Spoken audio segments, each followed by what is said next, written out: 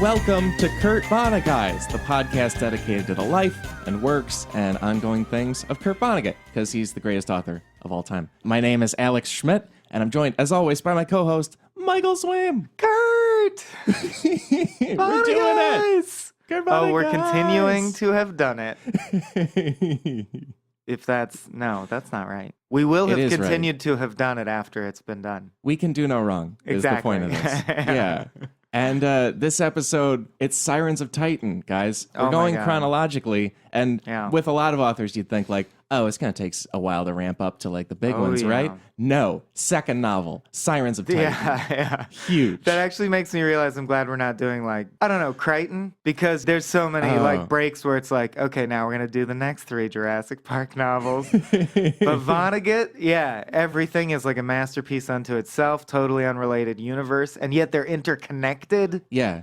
And as you just mentioned, I think right out of the gate, well, like, I guess Player Piano was right out of the gate, and as we both agreed last episode, we're like, it was good. It was fine, you know. Yeah. But Sirens of Titan, I mean, that's got to be in his top 5 novels, and it's his second novel. It's incredible, so I couldn't be more excited. And this is one where, I don't know if you've heard the first episode. If you haven't, hey, we're great on it. Check it out. Mm-hmm. But this is a show that's intended for both people who haven't read the book and just want to get the experience of the book, you know, without reading it, or people who've read the book and want to like book club it with some rad dudes. And if you like Kurt Vonnegut, you've probably read this one. Oh, yeah. Right? I like to think there's at least one middle school student also who just finds this and listens to it because they have a book report on this due tomorrow. Oh, yeah. Yeah, we could help them out. Yeah, we're starting to get into ones that could happen for. Exactly, all right. Yeah. Oh, when we get to Slaughterhouse 5, we're going to see a huge spike from kids who have book reports due the next day. There's no question. Right.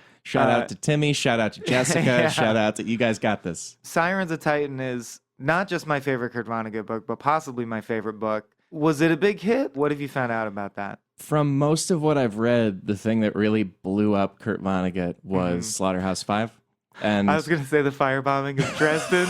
Too soon. Really blew him up. Well, yeah, that led to the book, so, you know. Yeah. And that a lot of his books before Slaughterhouse then went through reprintings and were discovered and things like that. Yeah. And with Sirens in particular, it kind of had a second wind and then a third wind, to describe it like Homer running. All you right. know? Like it came out in 1959 as a paperback and then in 1961 as a hardcover.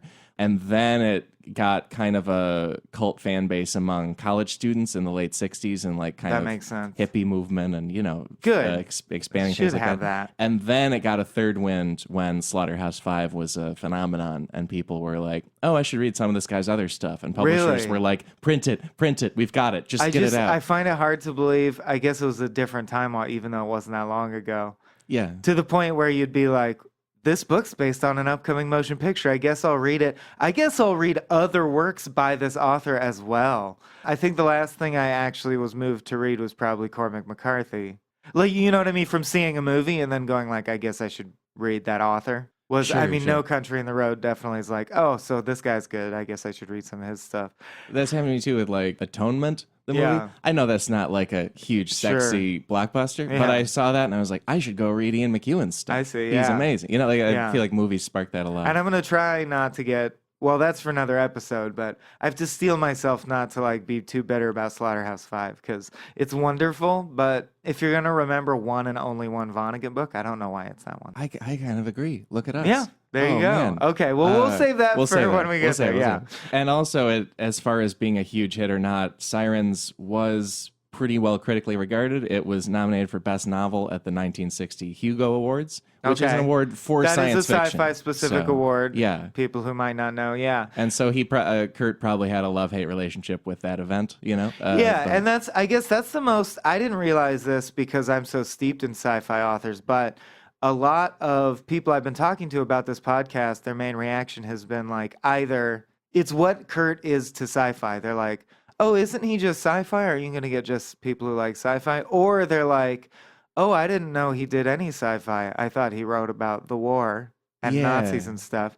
So it's interesting that I'm sure he would have been happy to have been recognized, but specifically for science fiction is almost limiting in a way. And he seemed to not like that classification, which is a shame because, I mean, now it's the dominant, in terms of money making, Oh, like huge. sci-fi is where it's at, right? Yeah, if you kind of include comics and superheroes into that, like that's Which I do. Like you think I want to would. you want to Yeah. revitalize Marvel, Guardians of the Galaxy, you throw them into space. Everyone loves space. It's not just us anymore. Yeah.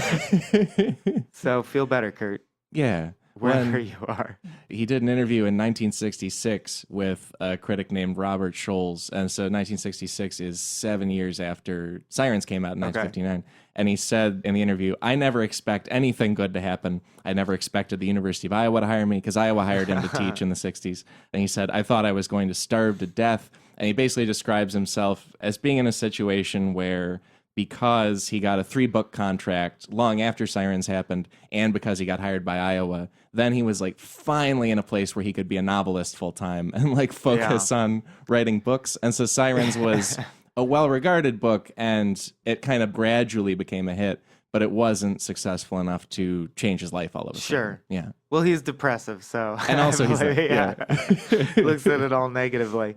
I read Frank Zappa's autobiography. He was equally bitter about never like getting to regularly compose for a 100-piece orchestra. But you know what? Oh. You're known for being an amazing musician, so like I don't know. People should be happy with what they got going on. Yeah. Speaking of which, Hey.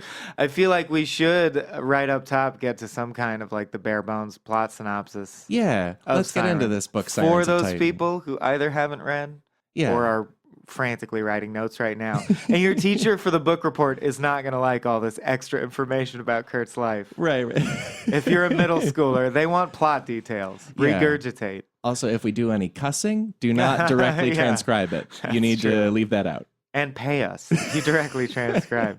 So yeah, we had talked about doing a speed run plot Yeah. synopsis. Do you feel like that's in order? Let's do it. And also, if you're new to this show, there's a show where a lot of podcasts have segments. On this show, segments just kind of happen when we declare that they Yeah. are segments. And it's this gonna one's be called loose and fun. Plot Time with Alex and Mike. I was hoping you would join me, but laughter's also good. Yeah, plot time with Alex and Mike. Yeah, so Plot time with Alex and Mike. we're going to make this real fast in case you have read the book, or at least that's my strategy, and I think Yeah. it'll be kind of fun, so think let's it's see how great. that works out. Yeah. So yeah, main dude, Malachi Constant. Right. Richest man in the world, known for being a playboy gadabout. There's this guy, Winston Niles Rumford, who's basically a rich New Englander. He flew into space just for like on a lark, and he hit this thing called a chronosynclastic infundibulum, which Vonnegut invented and exists basically in this book's universe. Right. They're everywhere in space, and they make it really, really hard to explore and navigate deep space. Regardless. Yeah. And when he flies into this, it's essentially a wormhole into being throughout time and space. Yeah. So Turns like, him into Dr. Manhattan. yeah. So Winston essentially. Rumford and his dog Kazakh are on a ship. They fly into this chronosynclastic infundibulum, and that means that suddenly they exist throughout time wherever this band of energy, you could say, puts Yeah. them. And so from time to time, I think it's every 59 days, he rematerializes in Newport, Rhode Island at his old mansion where his wife Beatrice still lives. Which is so crazy that the vector of his random spiral throughout the universe happens to also include his home. Yeah. Because, like, he flew randomly to a point in space. Anyway, regardless, I have Crazy? problems with or that. is it Yeah. crazy, right? Well, but the whole book seems to say there's no fate, so It's then true. why is that? Anyway, so he appears every 59 days. He can see the future and the past. He's basically Dr. Manhattan. Yeah. Down to the point where he can see the future, but he can't change it. Right. So, like, his wife Beatrice asks him, well, then tell me what's going to happen and tell me what to do to make that not happen Yeah. or happen in a better way. And he says, well, I can't because I foresee the future. And in the future, I did all those things. You can't comprehend it living through time as you do. Yeah. But just seeing what I'm going to do doesn't mean I can alter my behavior patterns. So Yeah, I yeah. end up doing all the bullshit anyway. So he predicts a bunch of stuff, including that she's going to go to space with Malachi Constant, who's the richest man on Earth and Yes. who earned his fortune through sheer luck. That's very important. His motto is like, someone up there likes me. He inherited all his money from his pa, who gained it randomly. Malachi's father builds a massive business from nothing when he's just a broke traveling salesman. And his investment strategy is to just take the Gideon Bible out of a hotel room he's sitting around in Los Angeles and letter by letter, he just uses that as the stock market abbreviations of companies to invest in. So the first verse, the first word is the, so he invests in Trowbridge. right? In the beginning. Or in, right, in the beginning. I'm sorry. Yeah. And so he invests in the company whose stock symbol is IN. It's like ichthyoid nitrogen. Yeah. Right. And then he does the one that's TH, which I think is Trowbridge Helicopter, and so on and so on and so forth. Ooh, and so that gives Malachi a massive fortune, and he's just an idiot about it all the time. Like, he's just a playboy who cares about nothing and does nothing. And then Winston and Beatrice are people who are very genteel and very patrician. Beatrice especially represented by this portrait of her as a little girl in a white dress with white gloves. So she's your classic, she doesn't engage with life or society. She stays in her ivory tower. Right. Winston, her husband, tells Malachi that he's going to go on this crazy space adventure and there's nothing he can do to stop it. Right. He's also going to end up raping, unfortunately, Beatrice, conceiving a child, dying on Titan, the moon of Saturn. And he tells him cryptic details, which we'll get to.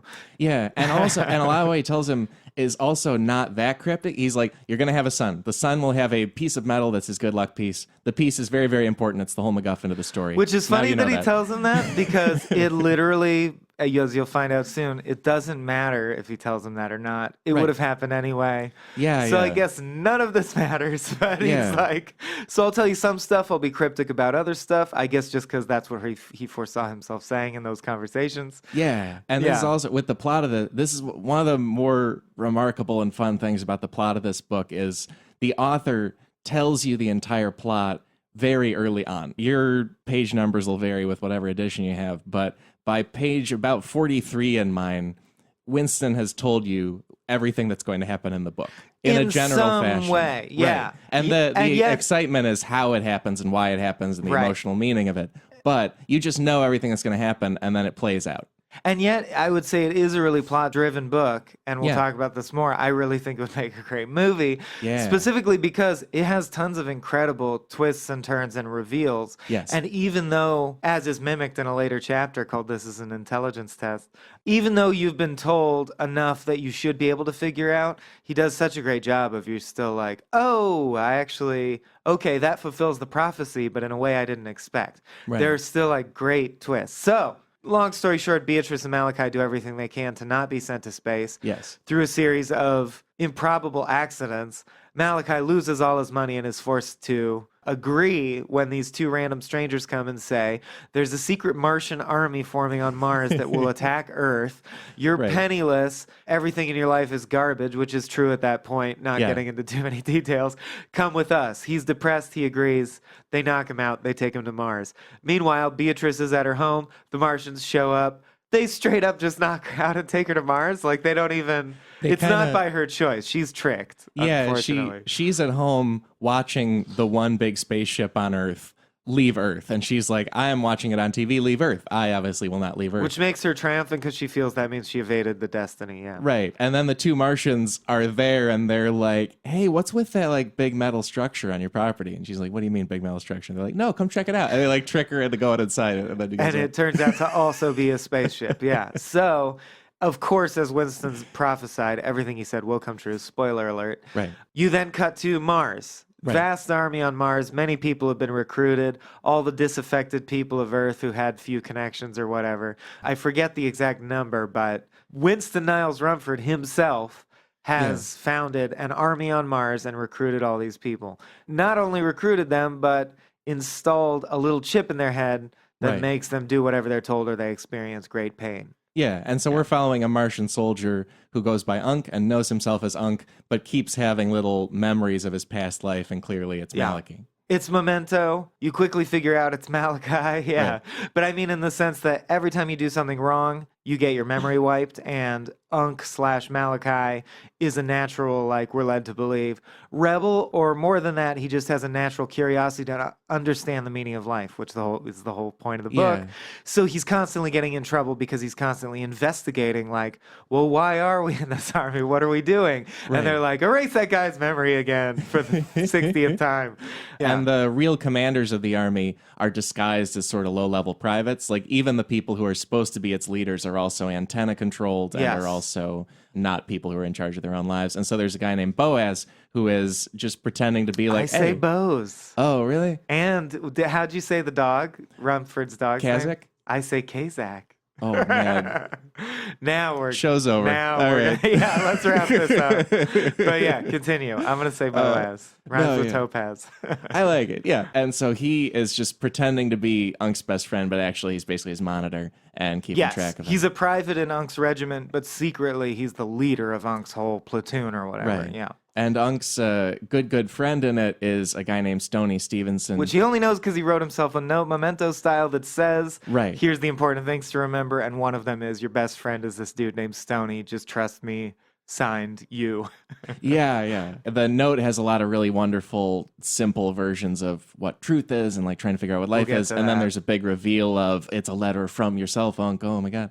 Yeah. And then they're preparing for this Martian invasion. And the invasion is, I believe, it's like tens of thousands of soldiers in the army, which is an army, but also not nearly enough to conquer Earth. And they intentionally have crummy weapons and things like that. It ends up being, or the casualty numbers are in the low 100,000s. So, yeah. You later. And their goal is to attack, let's be clear, every country on Earth simultaneously. Yes. So if you divide it, it's not that big of a force. In fact, they describe one man, they're like, the whole invading force of India was one badly burned man with a double-barrel shotgun. Right. Who was like ripped apart by the locals. Yeah, and I think in Forced to Invade America, I think they're landing in like West Palm Beach or something like that. It's like not even And their gonna... stated goal is to conquer all of America. So the people in the army think that they're going to succeed. Well, basically because a chip in their head makes them think that. Right. They're all perfect soldiers. Unk, meanwhile, is trying to escape because the letter told him that this is all bullshit and he needs to escape. He needs to find his wife Bee, who you obviously realize is Beatrice. Yeah. He needs to find his son Chrono, and he needs to find his friend Stoney Stevenson. He needs to escape.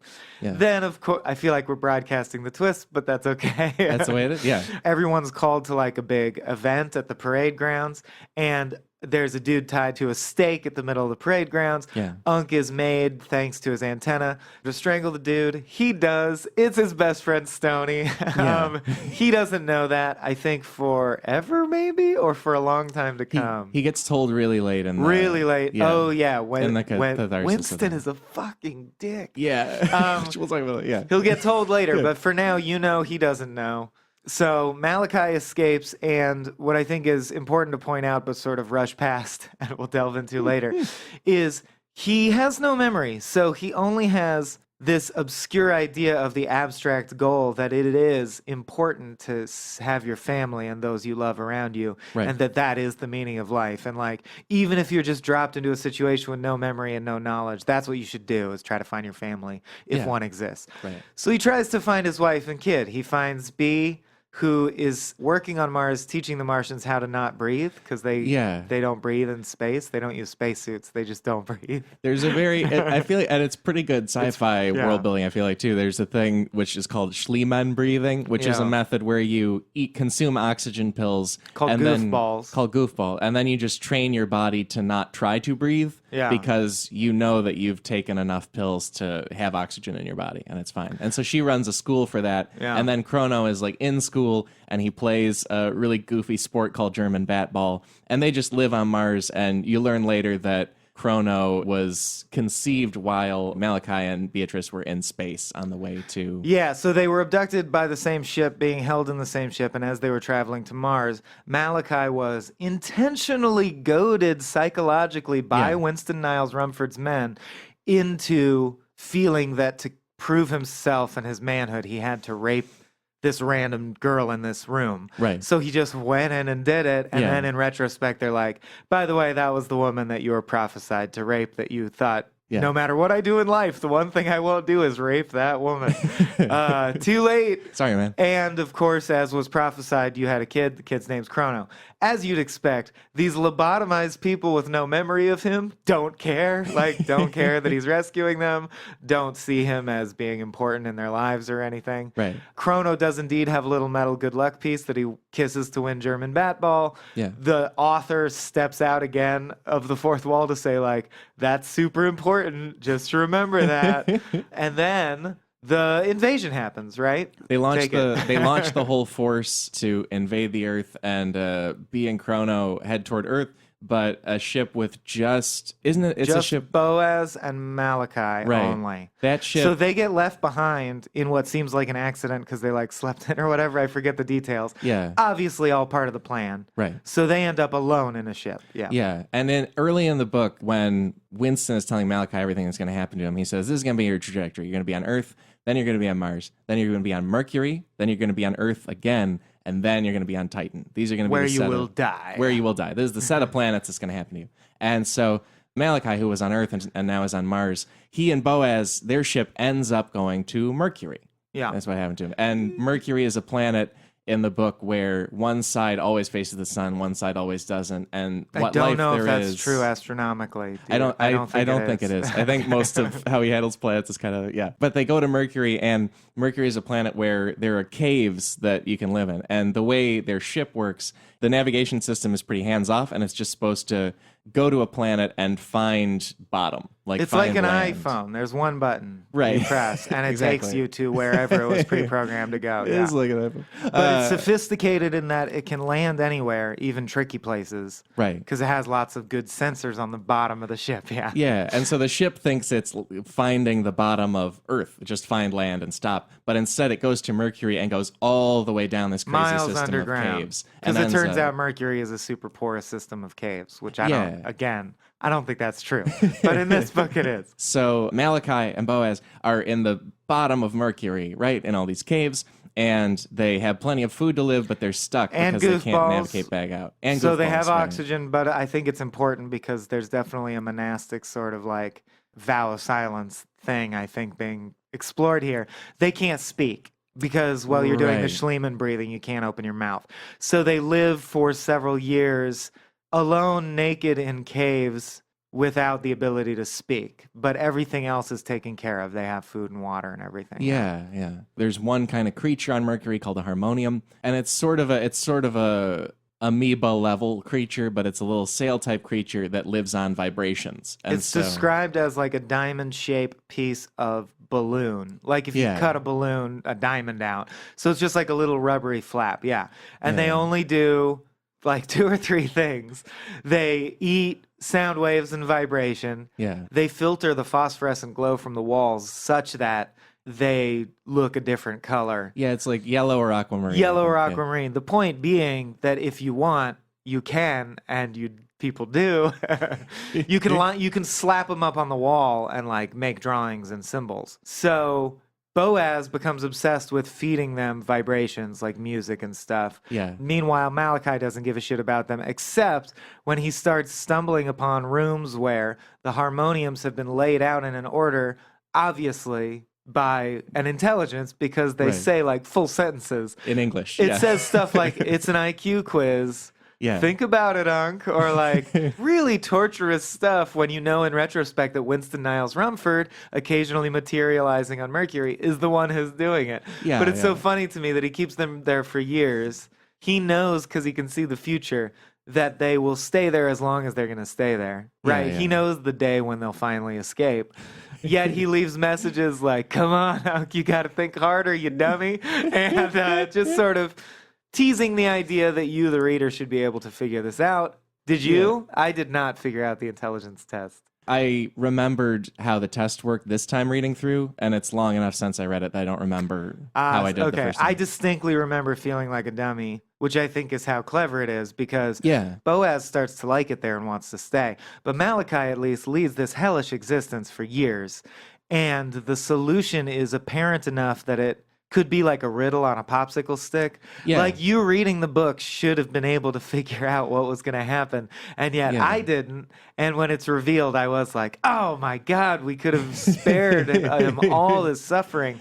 Yeah, So 'cause basically, the- the simple solution is all they have to do is flip the ship upside down Yeah. and hit the go button again, because then the ship will think that it's taking off They'll because think- it it'll won't think- sense there's any ground, and it will use its sophisticated bottom sensors to navigate its way back out of the Yeah. caves. And so this flip is something that Malachi figures out, and he's like, great, let's go, we're getting out of here. And Boaz is like, no, I can help these harmoniums. This is the first time I've felt really good about myself in life, because Boaz remembers everything. And he remembers like, oh, I had kind of a crummy life before. And like now I'm a person who helps people, and I can just help harmoniums and hurt no one by helping them. I'm going to stay here on Mercury with all this food and just hang out. He becomes the caretaker of the harmoniums. He's happy and he wants to stay. So Malachi leaves alone. And Malachi leaves. He goes to Earth, right? He's back on Earth. We're continuing the trajectory. And in the meantime, Winston has built the Church of God the Utterly Indifferent on Earth, which is a religion based around a space wanderer. This is where it starts to sound crazy as we condense it. Yeah. But anyway, back on Earth, and there's this prophecy that, the space wanderer is going to come. From Winston Niles Rumford, of course. Yeah. And he says explicitly, I'm founding a religion. Why should you believe in my religion? Because I'm the first holy man in recorded history that can tell you the future, and then it happens. Right. I'll prove it over and over and over again. And of course, he's very quickly able to then amass followers who are like, yeah, that seems pretty good. So they join his religion. Yeah, and the main holy site of it is his mansion in Rhode Island, and he's also given the surviving Martian invaders, who are people, he's given them like priority to be sellers outside of it. So B and Chrono are outside. Sorry to interrupt, but really important to know, I think, before you get into the next leg is the Martian invasion went horribly. Oh, yeah. It was always planned to go horribly. We, of course, thought aliens were invading, so we fought back with all of our patriotism and like love of Earth. And so we slaughtered the Martians. Like all over Earth, the Martians were killed in the most gruesome ways. And it turned out they were woefully not well armed. Yeah. It was a terribly put together plan. And what's crazy is Winston Niles Rumford put it together. And he publicly admits that he did. And he says the reason he did is that all Martians were dedicated to the proposition of killing themselves in a ghastly suicidal massacre from an external place in order to galvanize the people of Earth and make peace. It's basically, if you've read The Watchmen, it's Veidt's plan. It's the same plan, which is stage an alien invasion because finally maybe that will make humans realize their petty differences are nothing to squabble over, blah, blah, blah. Yeah. So what's crazy about this book is he admits it. He goes like, look, I have all power and time power and omniscience. I made this crazy alien invasion happen that I knew you would destroy to show that you should all be galvanized. Now I will lead the religion that honors the dead and galvanizes humanity as one. Yeah. I who did that, like I'm the devil in my own religion. I did the thing, but now I'm going to let us get all get past it. So by the time Malachi lands, that's done. Like that's now the dominant religion on Earth already. Yeah, everyone believes in it. Everyone's waiting for him. There's a prophecy of exactly what he's going to say, and he says coming. And then he's... You mean of Unk coming, right. Yeah. Their main prophecy is that on this day and this year, the space wanderer will come, and he'll say this specific thing. Yeah. Lo and behold, Unk/Malachi arrives back on Earth on the day that was foretold. Yeah. Says the thing he was meant to say. The religion is true, I guess. Yeah, and like he says it, and then they lead him to a place where what he said is carved into like a big thing. Like it's like, oh yeah, obviously we're gonna do that. Yeah, Unk loves it, by the way. Yeah, finally feels like this is the happy ending of the book. Of course, it's not. Yeah, and so he's paraded through America because he lands in West Barnstable, Massachusetts, which is a Kurt Vonnegut place in real life, and then he is led to, I think it's Newport, where the ship is then, because there's another planet to go, right? He did Earth, Mars, Mercury, Earth again. Now he's got to go to Titan. So he's led up the longest ladder they can possibly find to this spaceship where he's going to be sent to space. They also tell B and Chrono, who were outside this mansion selling religious trinkets of the religion. They're like, hey, get in here too. You're going to come too. We're going to introduce you to each other and tell you what happened again, and now you know each other. So it's basically the prestige, Winston Niles Rumford's prestige for his religion. B and Chrono crash landed in the jungle and survived in the jungle during the Martian invasion. So there's only like 24 survivors of the Martian invasion. They're among them. So Winston Niles Rumford finally takes all our main characters, puts them together in what should be happy, I guess, because it's the achievement of the goal, but basically publicly shames them and exiles them. And Malachi specifically in their religion, because remember, he was the richest dude on Earth and he earned it through no work of his own. He represents one of the worst possible ways to lead your life, which is the belief that God favors you just because you've had dumb luck. which is considered a great sin in this religion. And I think something Vonnegut was truly trying to push, as he thinks that's one of the sources of evil in the world. And then Beatrice represents this idea, as we said, of thinking you're holier than thou, not engaging with life, being separate. So basically, Winston brings them up on this golden stage in front of his followers, publicly says, you got raped by him, you didn't know this, but you were my wife, like fills them all in, catches them up to speed. You're Malachi. In our religion, you two basically represent the two worst way to live. So for the good of everyone of Earth, we're going to now exile you as like a healing symbol that will help us all come together. Sorry that it fucks your life up, but like you're just two people in the grand scheme of things. I kind of get the impression that he's also kind of being petty and bitter. I think so, yeah. Because he even makes a point of, he's like, hey, Malachi, if you deserve to stay here and have a nice thing happen to you, prove that you did a good thing in your life. Malachi's like, well, I barely remember anything, but I remember I had a friend. And he says, so someone liked me. That must have been important. Yeah, like, and Winston is like, you did have a friend. His name was Stoney Stevenson, and you strangled him on Mars. And he's like, no. And then he's like, truly why crushed. I think the implication is there that it's like, well, why did I strangle him on Mars? Well, so that at this moment I could tell you that and you would docilely accept exile. So it's like Winston Niles Rumford's show. He has it all in hand. So as prophesied, he forces them all to leave on a ship that will take them to Titan to die for basically the purposes of putting on a show that ratifies his new religion. So for better or worse, that religion becomes the main religion on Earth. And one of the most interesting things of the book that I want to get into is in the beginning of the book, it explicitly says that this book is being written at a time in the far future where this religion has made it possible for everyone on Earth to be fully spiritually fulfilled and find the meaning of life within themselves to a sure degree. So it's almost explicitly good that this happened, even though it involves so much suffering and terrible shitting upon our favorite characters. So they get to Titan. So now we're on final planet, Titan. And we find out that Winston and Kazakh the dog, within this Cronus and Classic Infundibulum, there's one place where they're always materialized just because of the, geography of it. And it's Titan. So he built a house that looks like the Taj Mahal, and he's just always hanging out there and spending time. And just like the Crystal Palace on Mars in Watchmen. It's very Watchmen. Reading it again, I was like, oh, Alan Moore's read this. Which hadn't occurred to me before, but because we'll get into it later, but we were thinking about like, oh, what's related reading for this? But like Watchmen is so close to it that it like didn't even come up, There's a Dr. Manhattan, there's a fake alien invasion. It's crazy how close it is. And so now they're on Titan, and we meet Winston, and also we meet an alien named Sallow, and Sallow is from the planet Tralfamador. Sallow. I can't believe we are different on all of these. Yeah. Books are the worst. Okay, did you ever think, though, that it could be Sallow or Salo because it's Salvo plus Halo? Because he represents destruction, but he also is the most angelic character in the that's so wonderful. Anyway, moving on. So Salo, he's from Tralfamador, and he's an alien, and that's a planet where the aliens are all machines that kind of built themselves. Yes. Real quick, I think it's probably what happened to the Player Piano planet after we left it. I was thinking, it totally makes sense, because it's the backstory of the alien race there is that there was like biological, carbon-based They don't species. say they're humanoids, we just know that they were biological. Right, and they kept building machines to do more and more of their stuff for them, and eventually they just built machines to replace them. But with a little wrinkle that I think is very poignant. They built a machine to do the ultimate thing. It's the same as Douglas Adams' Life, the Universe, and Everything.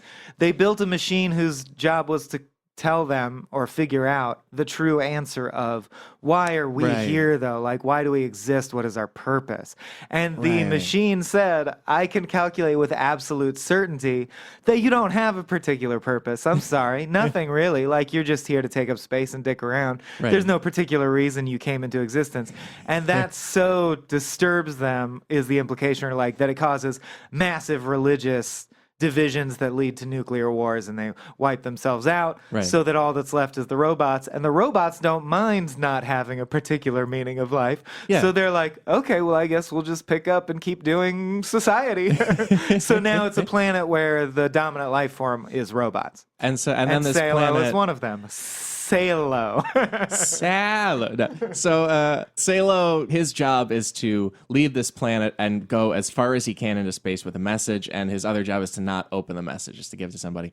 And his ship... that's a mission that his whole society unanimously agreed was important. Right. He would travel to the farthest reaches of the universe with a message from their civilization to whatever civilization he finds. Yeah. His ship is powered by a substance we should call the universal will to become, and it's sort of a science fiction-y power Red matter source, from Star Trek. Yeah. Exactly. It's the magic thing that is like, you put this in your ship, it goes faster than light. I don't want to explain it. I'm a sci-fi author. Get off my nuts.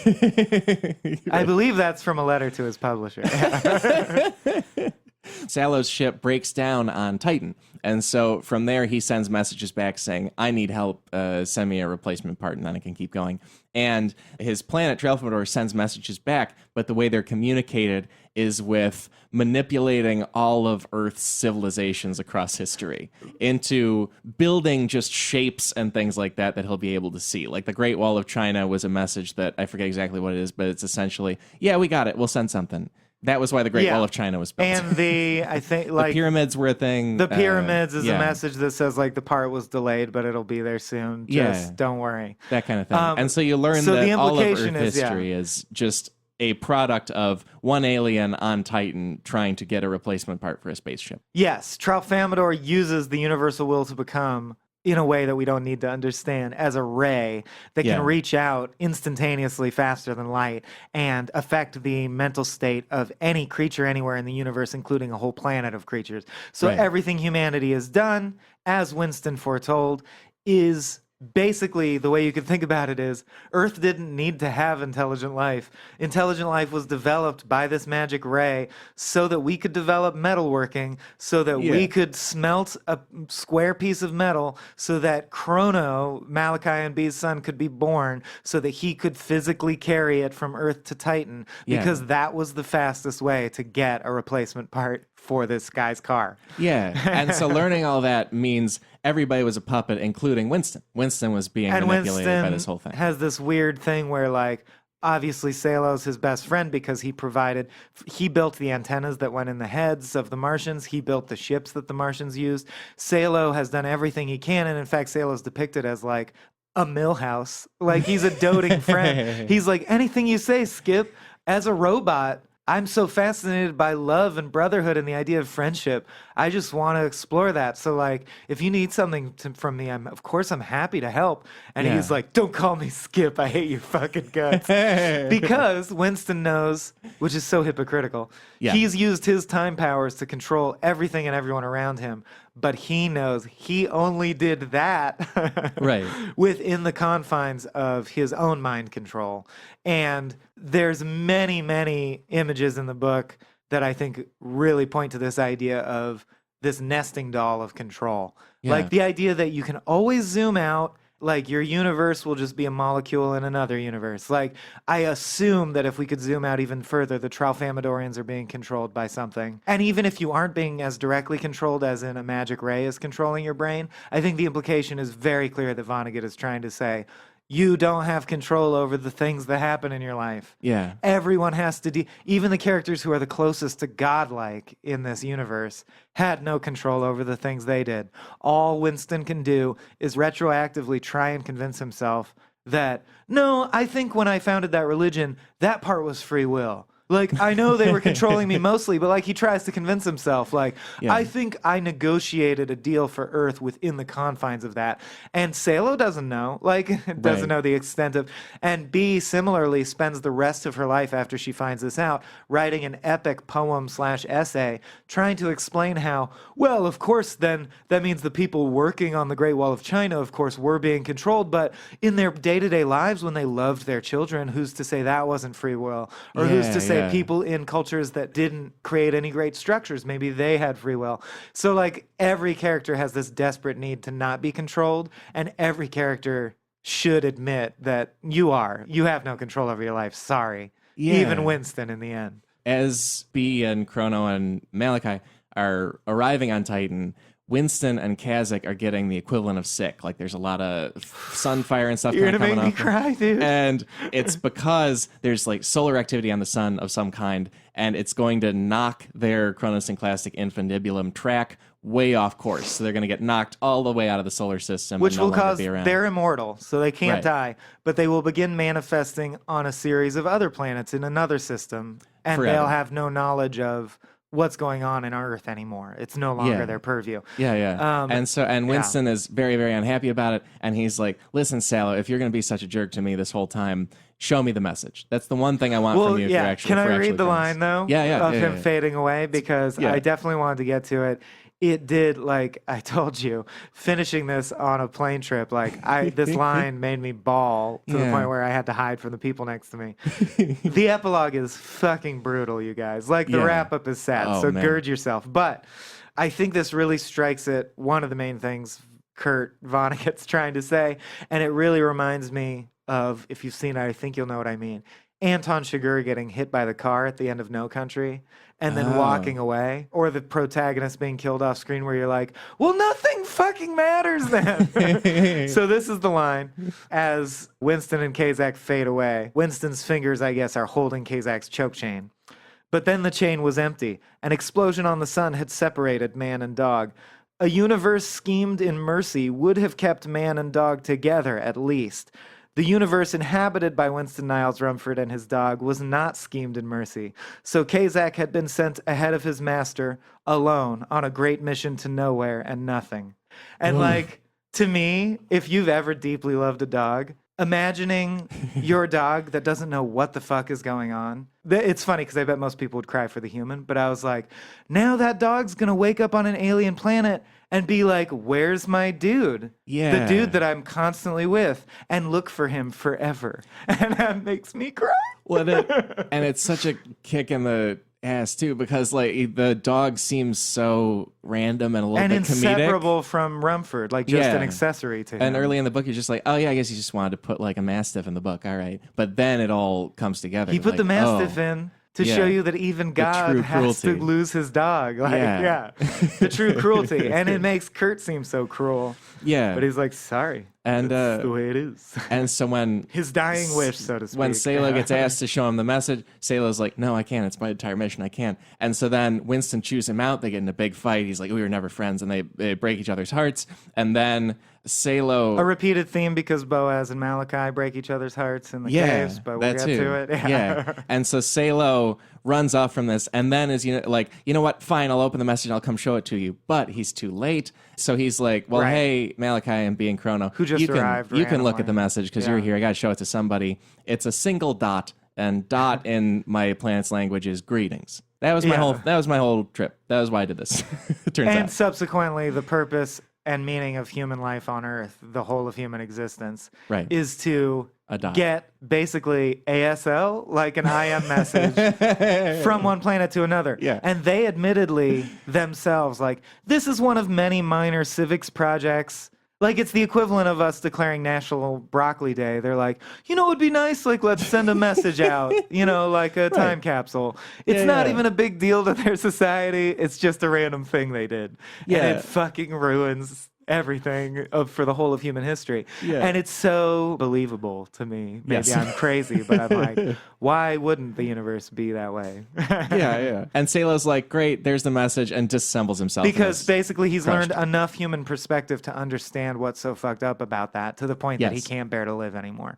Yeah. Like, from observing humans, he seems to have understood empathy in a way that I assume the people on Trafalmador would not get. Yeah. Like, he gets why it's so fucked up and he kills himself.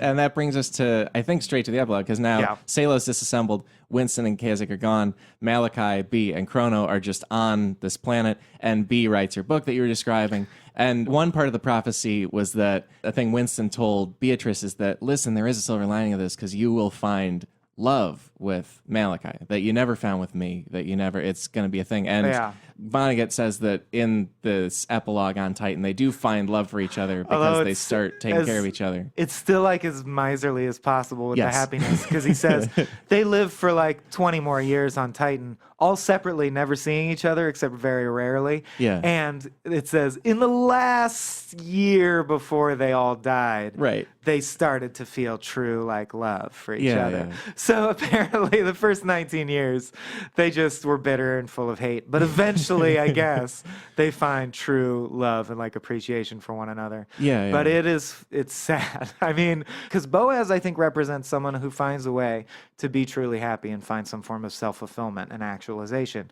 I don't know if that's true of Chrono, because basically Chrono runs off to live as a bird. On Titan, there's these things called Titanic blue jays. Chrono goes to live with the birds. He doesn't speak human. He never sees his family. He lives as a bird. He creates his own crude religion where he builds these weird shrines. But it's all meaningless. And I really don't know if Kurt's even making a statement, or if Chrono's life represents a way of achieving spiritual fulfillment, or if Chrono's life represents, like, you know, if your life is fucked up enough, there's just no coming back. Because to me, he seems kind of like a crazy, ruined life. Yeah. Meanwhile, Bee exists, as she always has, in a state of aristocratic delusion, where even though she lives in her own like human waste and filth, she acts as if she's living the life of a noblewoman. And she basically, once a year, Malachi will come and clean all the piles of shit and garbage out of her mansion. And she just pretends that he is like the maid who's coming to clean for the day. But Vonnegut does like hint, hint, nudge, nudge, but really they love each other on some level. I guess. I can't.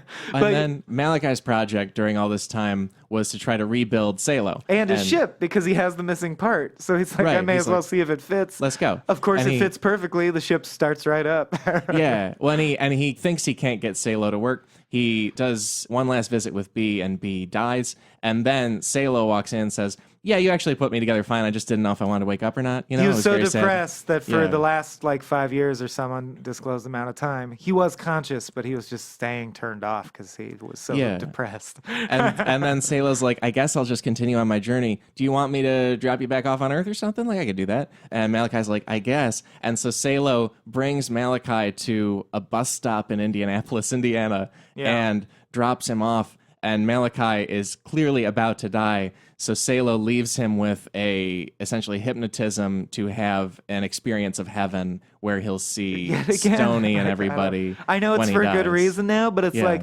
stop fucking controlling everyone down to the point of what's in their brain. Let him die as like a free human dying. But Salo doesn't see it that way. He does him a favor by hypnotizing him such that when he dies, his brain has a specifically delusional experience that is very, very pleasant. Basically, his best friend Stoney comes down in a golden ship and is like, come with me, we're going to heaven. And that's the end of the book. And it ends with the lines Malachi says now that he's aware of everything he did and that a whole planet-wide religion thinks he's the devil. He's like, why would I get into heaven? He asks him that. And he says, hey, I don't know. Don't ask me why. Somebody up there likes you. Which is important because that's the opposite of everything Winston Niles Rumford is trying to teach. It's the opposite of what the Church of God, the Utterly Indifferent, holds as its belief. And it's kind of the opposite of what the point of the book is. Yet at the last second, to feel good in dying and to face death happily, everything is thrown out the window so that he can believe. Like, that's what... Now that we're finally done with this segment, if we're just like diving in now, because basically someone up there likes me is saying, I interpret my good fortune to mean that I deserve it and God favors me. And one of the main points of the book seems very clearly to be that Kurt Vonnegut thinks that's bullshit because it makes rich people think they deserve to be rich and not help poor people in any category. I don't just mean financially, but you know what I mean. And that's one of the great insights of this book, I think, is that so much of our lives, either if we're having a struggle, we think that it means we're destined to always live a life of struggle, or that we're cursed, or that we must have sinned and deserve this punishment. And that if you're incredibly lucky and blessed, you start to feel like you deserve it and you start to lack empathy. And Kurt is saying that's bullshit either way. God doesn't care about you to the level of being involved in your individual twists and turns of your life. Stop thinking that God cares about that. God is utterly indifferent to you. Yeah. And that's freeing because now you can start to think like, oh my God, my loved one died in front of me, but that doesn't mean I'm destined to only have suffering the rest of my life and I deserved it and, whatever. However, Malachi Constant's personal slogan, well, I don't know, I guess somebody up there likes me, that becomes the thing that the church like spits on and reviles. Yeah. Yet it's the final line of the book. And as you're reading it, back me up on this, you're really happy that he feels that way. Like you want Malachi to get something nice at the end of his life. Yeah, you do, yeah. So why? Shouldn't we hate Malachi? Do you agree with the religion as presented in this book? I think this book in a lot of ways is leading up to all his other books, but also leading to Cat's Cradle in particular, because I think it's about a lot of, there's harmless untruths within the truth of. Are those FOMA are the harmless untruths? I believe so, yeah. What's the group called? I know a Granfaloon is a fake one. And then a karass is the, yeah. Did you think, but what's a karass where the two people are so intimately linked they always die within 24 hours? I think that's a Dupress. I'm wondering, do you think Malachi and B could be a Dupress? Because... because of the death timing. Well, the death timing is explicitly mentioned. Yeah. You know Winston's not because he's never going to die. So by definition, they're not going to die within 24 hours of each other. And I just feel like, I know you're going to hit on, this book kind of builds at least one element of the world for almost every Vonnegut book that will come out ever. So I'm wondering if the concept of the Dupress, I'm trying to get Cat's Cradle in here too, Well, I think we can go straight into a whole new segment. I think it's one we did last time, but it's Recurring Characters Update. Because this book is loaded with, I know when we did Player Piano, there were certain things like the supercomputer and things like that are in, past Vonnegut works. And but Mac.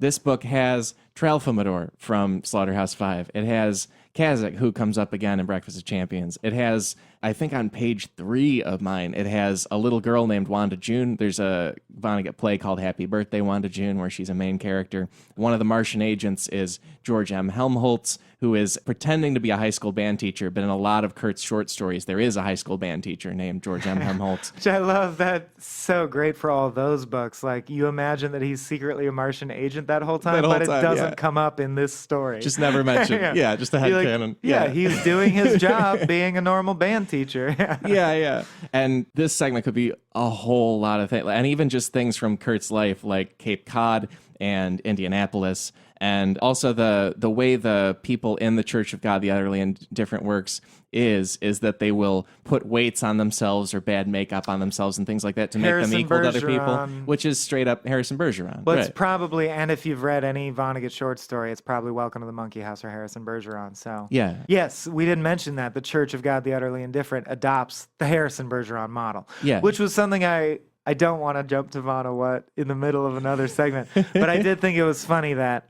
And that's another thing I don't know if I agree with, and I don't even know if Kurt is saying it's good or bad. But the Church of the Utterly Indifferent wear handicaps. So if you're strong, you wear weights. If you're beautiful, you hide your face. If you have great vision, you wear glasses that give you worse vision. Right. The idea of like communism and leveling the playing field.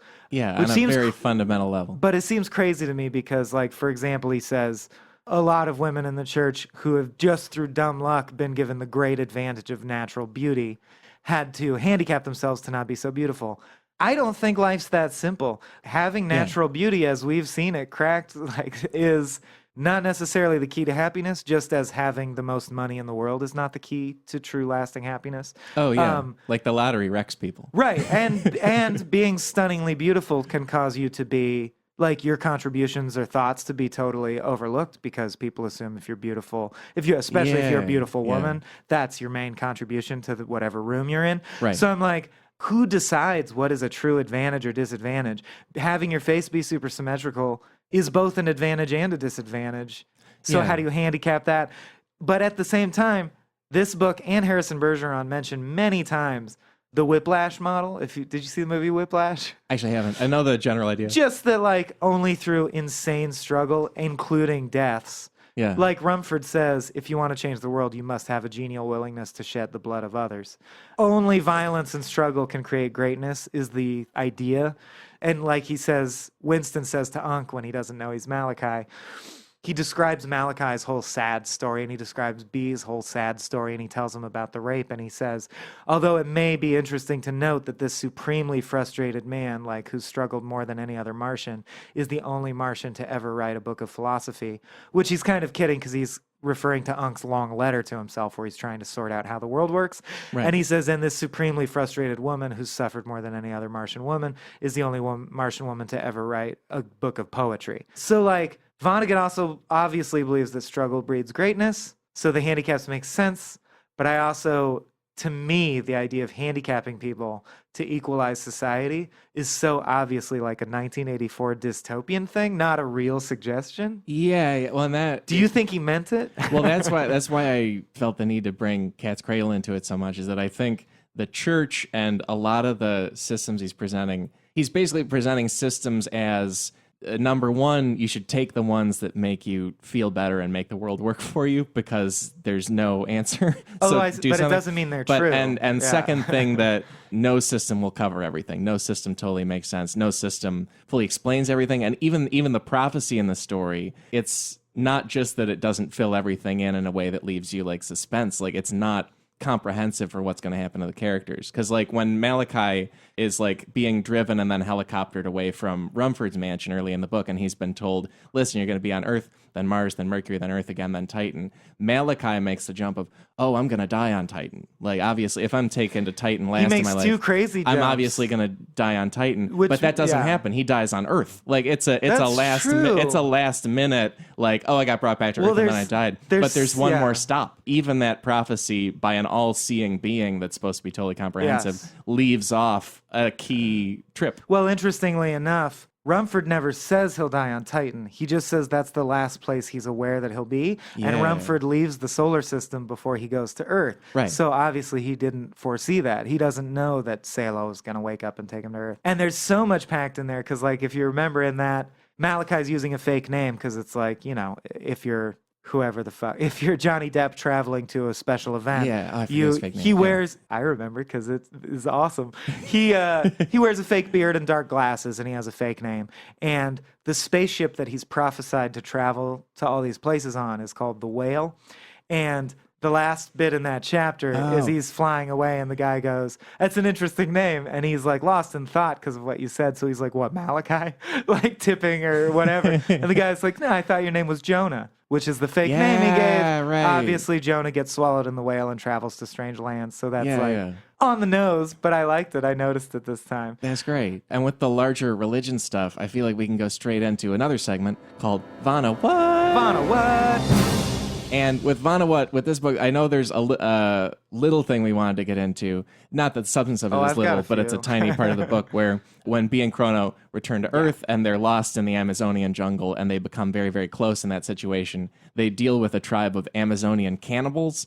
And I don't know, Kurt, come on, man. Kurt has a problem he definitely has like his eras. I think we referenced Rudyard Kipling last time. Yeah. And it still rings true.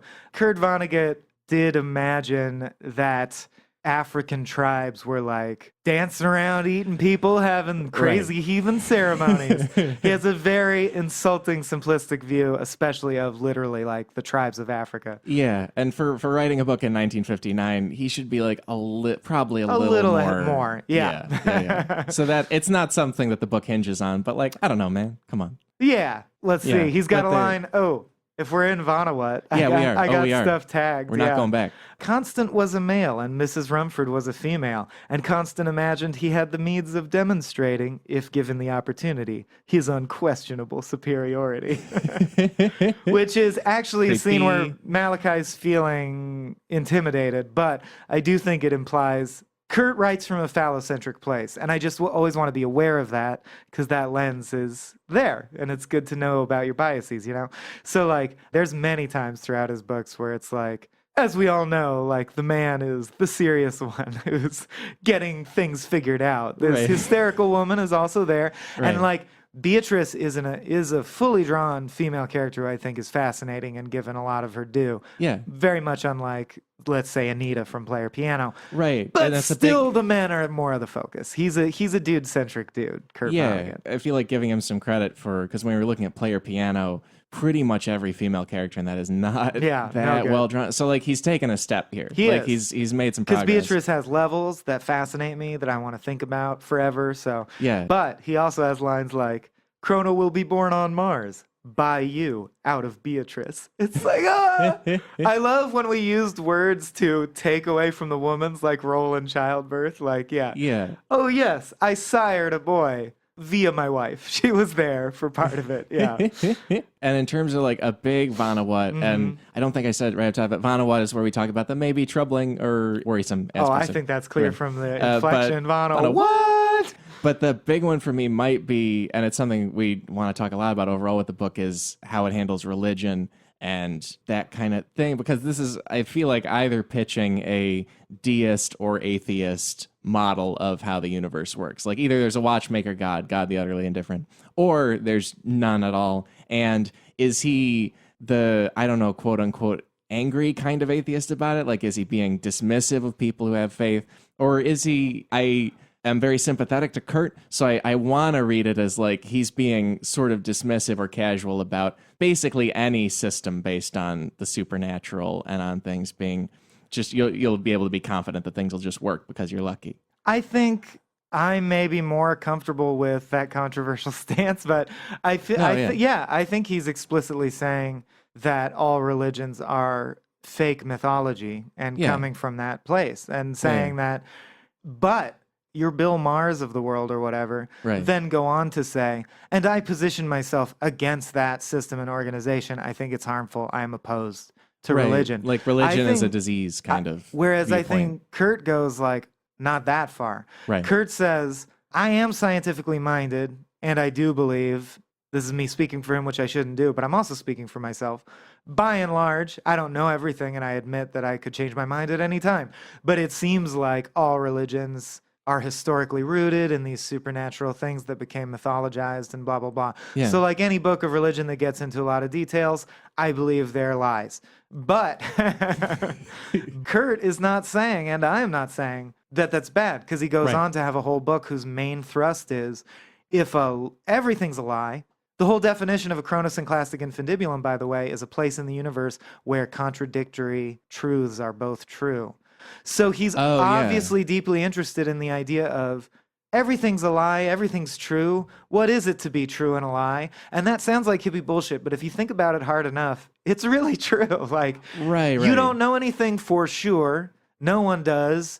So what's wrong with saying, well, I choose to believe this and this and this because they are beliefs that mold my behavior in a way that I approve of. They keep me from murdering and raping and pillaging, and they make my family communicate well with me. Like, if your religion is working for you, it's working for you. I think that's all he's saying. Yeah. But that doesn't make it true. And he's not like bagging on your religion specifically. Kurt Vonnegut doesn't believe anything is true. Or anything is as true as anything else. Like, I feel that he looks deep in the universe and says like, well, I don't, nothing's anything. So whatever. Yeah. And I agree. And I think that means that his main issue with religions is when they are utterly confident in super specific truths. Like that's his main issue, is when they're like, no, marrying a person of the same sex is evil, or something like that. Although, to pull an example. Well, we're in Vonnegut, we'd be remiss not to mention the line about describing how much Salo admires Winston Niles Rumford. Salo loved Rumford, though there was nothing offensive in this love. That is to say, it was not homosexual. Right. Yeah, isn't that great? Really reminded me of that Macklemore song, like, it's fun to be gay, but I'm not gay. Obviously I'm straight. Not that there's anything wrong with that. Right. I just love Salo's home government is described as hypnotic anarchism. But and then another Vonnegut that I think is more subtle, but it did really ultimately disappoint me in B, is that B eventually has a monologue at the end where she comes to peace with her life by saying that she's glad she was used by Winston, and she's glad she was raped by Malachi, and she thanks him for using her, because what good is a tool if you don't pick it up and use it? She'd rather have been used for any kind of agenda than to have never been used for anything. And I don't know if a rape victim would really ultimately be like, Yeah. so thanks for your part in my life path that you raped me at that point. That really was one of the, even though it could be true that you're like, that was one of the twists in my turns in my life that led me here. And I like my life, so I guess I'm grateful for the rape. I don't know if that fully connects. And I do think Vonnegut's being kind of like savior complexy there. Because she's like, yeah, I bitched about Winston using me, but really, I'm grateful. And I bitched about you raping me, but really, I'm grateful. That bothered me. That actually, if we can have a tail end of this segment and go into the next one. Yeah. It's time for a little bit of segment called Kurt Blurt. Oh, geez. Kurt Blurt. Already. Because that part of the book where B is like, you know what, I'm glad I was used. I feel like there's a super quotable and nice sentiment in it, the way she says it, because the way she says is the worst thing that could possibly happen to anybody would be to not be used for anything by anybody. And I feel like if you excise that from the context of the book and just have a thing of like, yeah, one of the best things in life is to mean something and be important to somebody in their life, you know? Like, yeah, great. But still super problematic that the way we get a character to say that and to reach that point involves a lot of rape and abduction and things like that, probably. Yeah, and just that the most put upon person, I would say, although being forced to strangle your best friend yourself is up there. Yeah. But B is definitely among the most put upon people. If you take like Fate or Rumford's plan, it really shafts her hard. It really shafts Malachi hard. Yeah. And of course, all the people who die in the Martian invasion, which is another huge theme in Vonnegut's work, and it'll come up immediately again in Mother Night. Mother Night's sole focus seems to be this interesting moral hypothetical and then asking, did the ends justify the means? But I think he's already hinting at that with Winston's plan. Because there's moments where Winston seems godlike and totally altruistic because his goal is to create peace on Earth for his people. There's also moments where he seems incredibly human and petty and where you question, like, when he calls B up on stage and just shits on her and says how she represents the worst kind of person. I was like, did you really found a religion to just bag on your ex-wife? That's like an elaborate, you could have just written a live journal post, dude.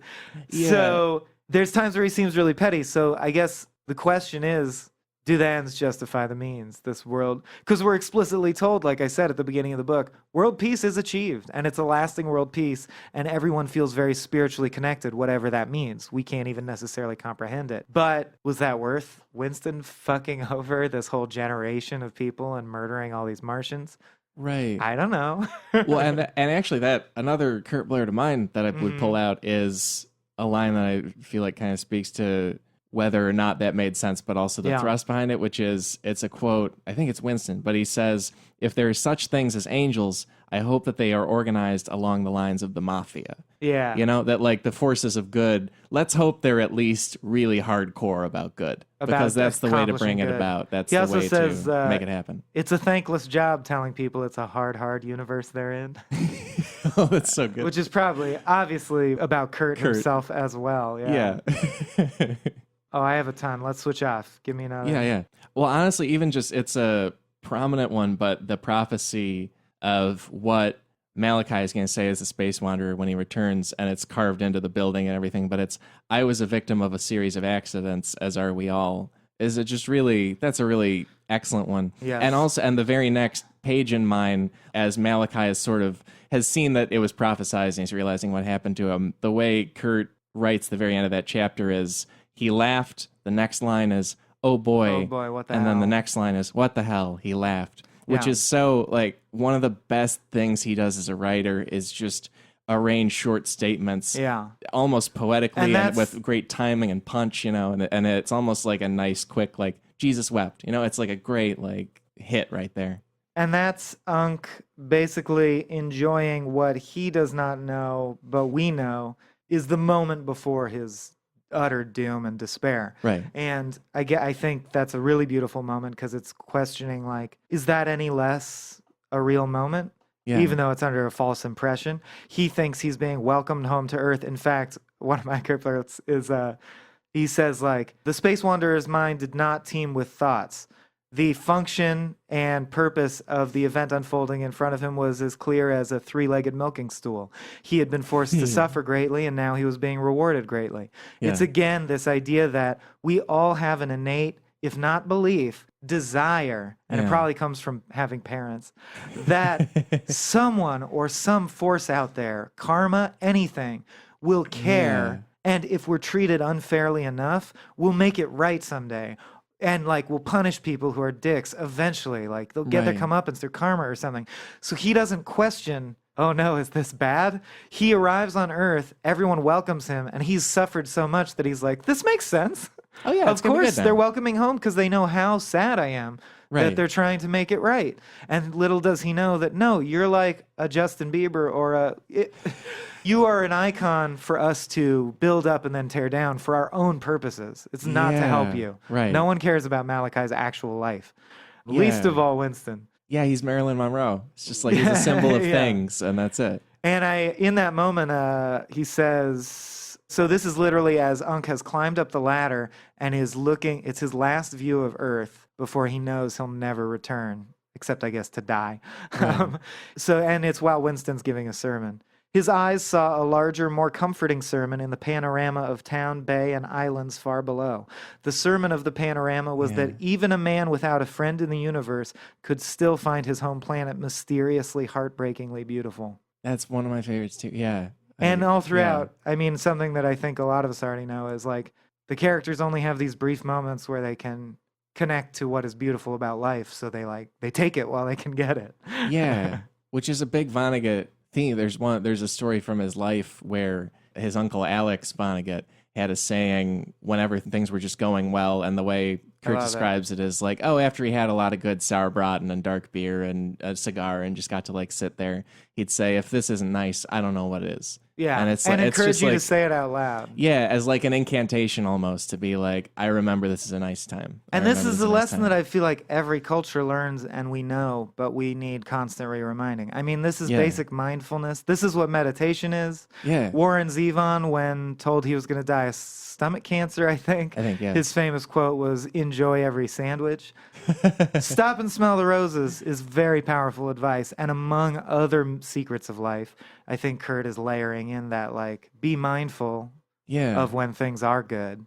Classic. That's a good point we could all use reminding of. Yeah, absolutely. So, yeah, that's definitely in there. Yeah. You got another blurt? It's just a phrasing thing, but a couple times in the book, he has so many little fun Midwestern, almost a little bit antique ways of describing a thing. And he calls a couple different things that they're in apple pie order. Love it. Yes. Apple pie order is including, so it shows it from Malachi's perspective and B's perspective at the very end of the book, everything that's happened to them. Just describes it very coldly. And then it describes what Chrono thinks about everything. The fact that he was born as an alien, sent to war that he didn't understand, then held in poverty until he was exiled for no fault of his own to a strange planet where he lives with the birds. And it describes him as thinking, Chrono thought everything was in apple pie order. He had great faith that the mysterious forces of the universe would put everything back together again if they fell apart, as they always did. So it's like, it's just crazy to me and true that two people in the same life experience, one can be like, this is so fucked. Like, God must hate me. And another person who's never experienced anything better than that could be like, yeah, this is how life is. I don't understand what you're bitching about. Like when Unk has no memories on the planet of Mars, I love that he immediately takes himself as an authority on life. One of his first thoughts, having no memory of anything, is, but that's how life is sometimes. You know, that's how life goes. You look to the right and a sharp, debilitating pain strikes you in the skull. And you're like, that's not how life is. But if that's your first experience in life, you immediately generalize it to, you know, that's how life is. You have the metal rod in your skull. Everyone does. Because that's all I know. I don't know any better. Rods. One of my favorite Kurt blurts is describing all the characters in the whole book. They lived in a universe composed of 1/1,000,000th part matter to 1 decillion parts black velvet futility. Oh, so good.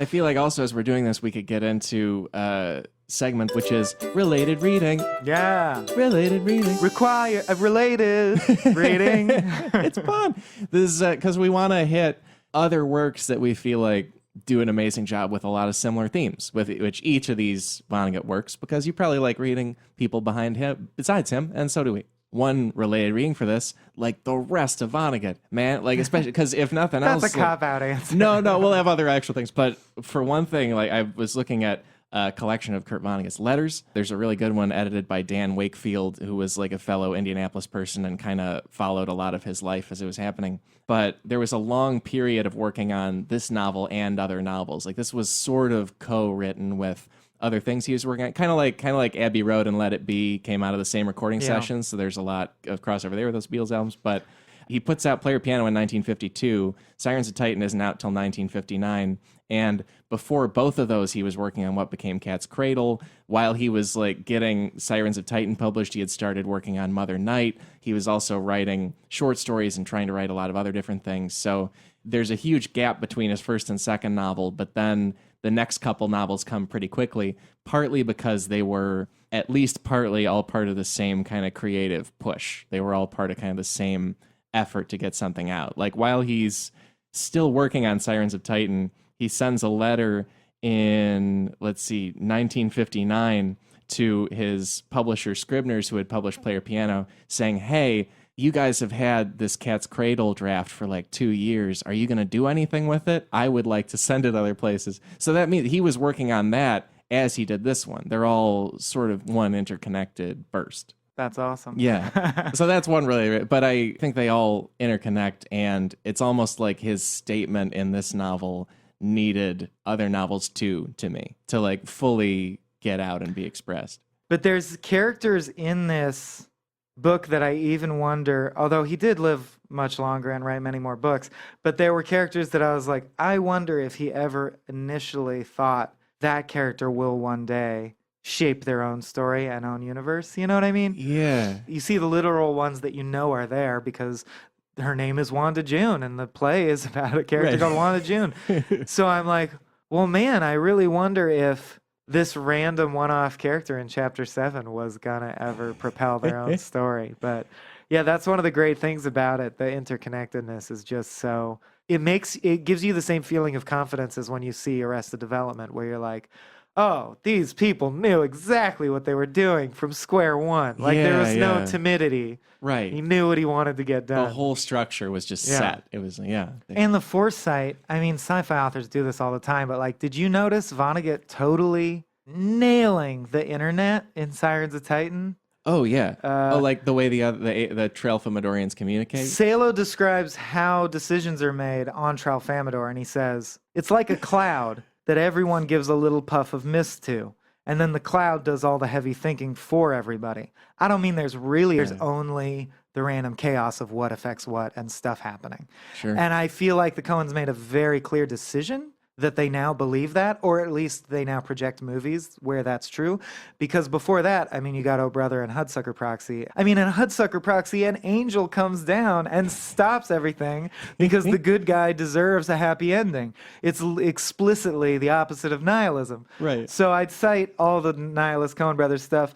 Also The Watchmen, because of the reasons we said. V for Vendetta, another Alan Moore comic that I think the movie did a disservice by simplifying too much. For example, when I read V for Vendetta, it led me to become curious about and understand for the first time what anarchism is. Okay. Like literally what the political beliefs of someone who understands what they're saying when they say it says I'm an anarchist, what that means.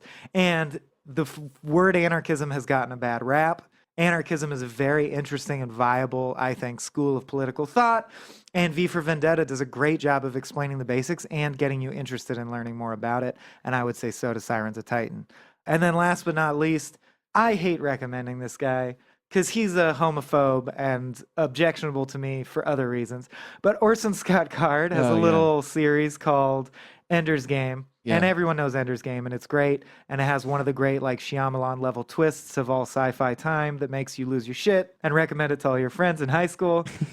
I actually like the sequel, Speaker for the Dead, more. Yeah. because it is about basically the Martian invasion, and it's almost a book about Winston Niles Rumford from his point of view.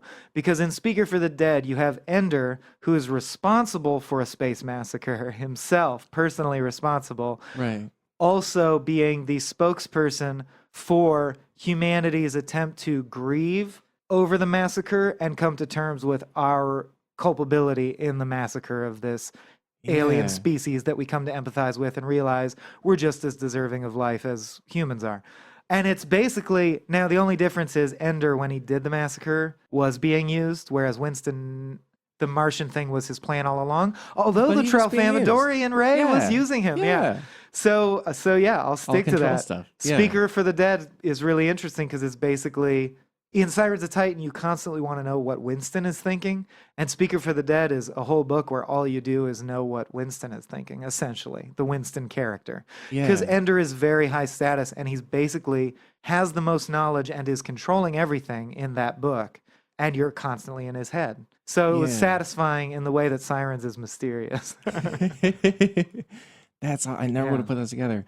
And I super want to get to movie stuff in a bit. But also, my related reading for Sirens of Titan is one of them's another Bradbury short story. It's called Dark They Were and Golden Eyed. And it's about people who go to Mars. But Ray Bradbury does just tons of Martian stuff. So almost a lot of his work is a fit for this. But it's about people who go to Mars and what that does to them, like how it changes their identity. And I feel like that's such a fit with this book in terms of both whether you can control who you are at all, but also going from place to place. And also Dark They Were and Goldeneye jumps out to me too, because it feels like a story about moving from the Midwest to LA, because it's just so different. That speaks to me. But it's a fantastic story about just free will, and like the twist in it and the ending are all great. I won't spoil it. Nice. And then the other one is a more time travel based thing. It's called Mozart and Mirror Shades, and it's a short story by Bruce Sterling and Louis Shiner. Two names that mean shiny. Hey, Anyway, continue. And I feel like it and Sirens of Titan both get at the way time travel can make us like lose touch with our humanity and like whether anybody means anything or any events mean anything. Because, Dr. Manhattan syndrome. Right, Winston exactly. Niles Rumford syndrome. And because Mozart and Mirror Shades is about a world where essentially a company's found a way to go to different parts of Earth history. And rather than that time paradox of like, if you change anything, things go wrong, it's a situation where if you change anything, that just becomes a new branch of time that doesn't matter. And so the story takes place. Or it matters as much or as little as any other branch of time. Right. But the other branch of time continues to exist as well, right? Yeah, exactly. And so the story follows people who work for this company in a base they've set up in like 1800s Salzburg, Austria. And it's a place where our real modern life is like seeping in. And so Mozart has heard all his own symphonies and he's like, oh, great, I'm going to make like prog rock and Kraftwerk stuff now, obviously. I always, whenever I hear specifically someone's cell phone ring and it's ta ta ta ta ta ta ta ta, I'm like, how fucking mind-blowing, if you could even explain the concept of a telephone ringing in your pocket to Beethoven, if you could be like, listen to this shit, dude. Right. Look what you did. This is your shit. As like MIDI bullshit out of someone's phone to let them know anyone in the world is trying to contact them. Can you conceive how integral this tune you thought of is? To this person probably doesn't know you wrote this or anything about you, but this is their ringtone. That's nuts.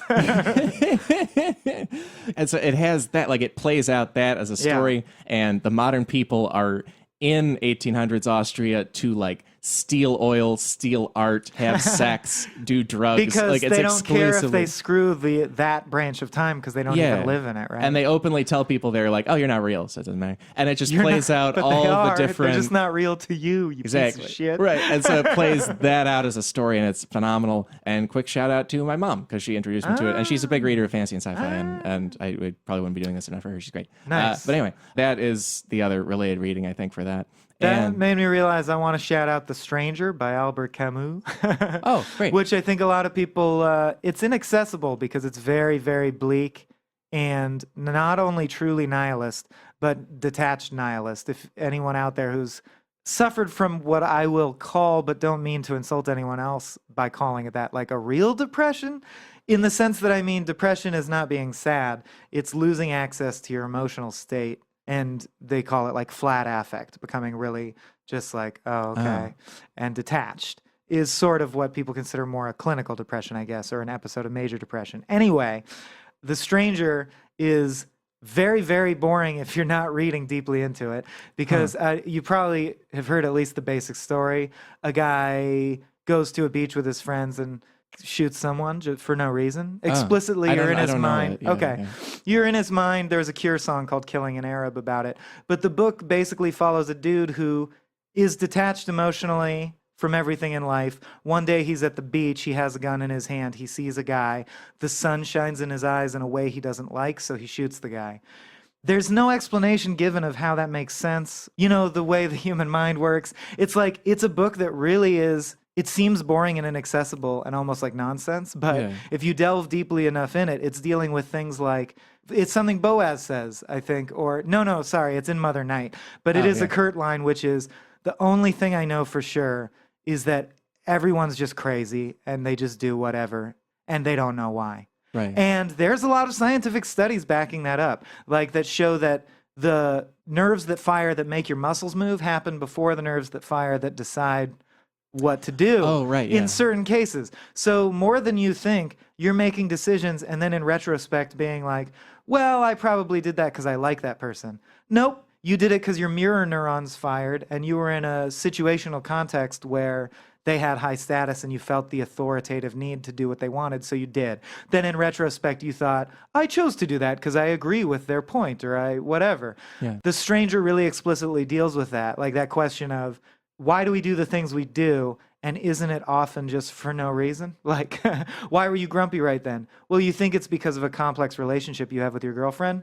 It could be because you had low blood sugar at that moment. So that's The Stranger. Anyway, this all circles around to The Stranger has one of my favorite moments is it opens with him at the funeral of his mother, whom he loved very much. And all he can think to describe is the coffin seemed roughly 5 feet by 3 feet. I could see that there were small screws, 3 at each corner, beveled to a level depth of like 1/4 of an inch. And as a kid, you're like, why is this book so boring? But as an adult, I see that that's intentionally, you're supposed to be thinking, who the fuck would be focused on that at their mother's funeral? Right. And that's your doorway into questioning why this guy thinks this way. And a Kurt blurt is when he's strangling Stoney on Mars, they go into the thoughts going through his head, and they are, he didn't necessarily want to strangle the guy, but he was given a direct order, and you always do direct orders, so he did it. As he strangled the guy, he noticed that the stake he was tied to was composed of quartz, alkali, feldspar, mica, and traces of tourmaline and hornblende. And I'm like, that's the Stranger shit right there. Like, I just love that technique of getting into someone's mind, and they're not at all focused on what they should be and why. Is very interesting to me. So that was a way too long of a plug for The Stranger, which most people will not enjoy. But if you want a short version, listen to the Cure song Killing an Arab. It'll give you the basics. That's all I got for great. Sirens, though, Yeah, same. I think we should do 2 more segments probably and then head off. Cool. And one of them is movie time. Tick, tick, tick. Action. That was a clock ticking, and then a director calling action. Movie time. Yeah, this is something we want to do with at least a few of Kurt's works because either they are movies or this one ought to be a movie. And in real life, there was a long process of trying to make it a movie and people never quite making that happen. So I'm not the only one smart enough to realize it would make a good movie. Yeah, I think you're the one to do it. It would be great. Yeah, it's the only dream of adapting anything I have is if anyone's going to make the Sirens of Titan movie, I want it to be me. Me too.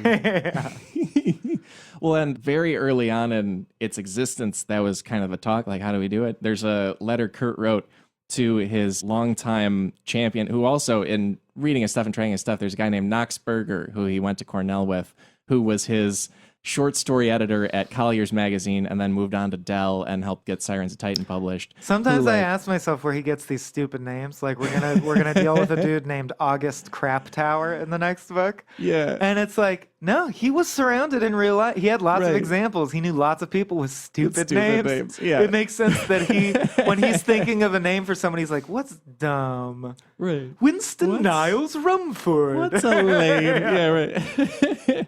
And he writes to Knox in December of 1959, just a couple of months after the book's published at all. And he says, hey, by the way, thank you for showing my book to movie people. So, like, right away, they're working on, hey, look at this science fiction epic. People love movies about all this crazy stuff. Let's do that. And then also the movie rights have bounced around a little bit over time. And one of the main people to own them was Jerry Garcia of the Grateful Dead. He was working for a long time on getting a script going and making that happen. And one of the other people who worked for a lot of years to try to get it made is a guy named Robert B. Weed? I don't know exactly how to pronounce it. Yeah. He's a big Quentin Tarantino.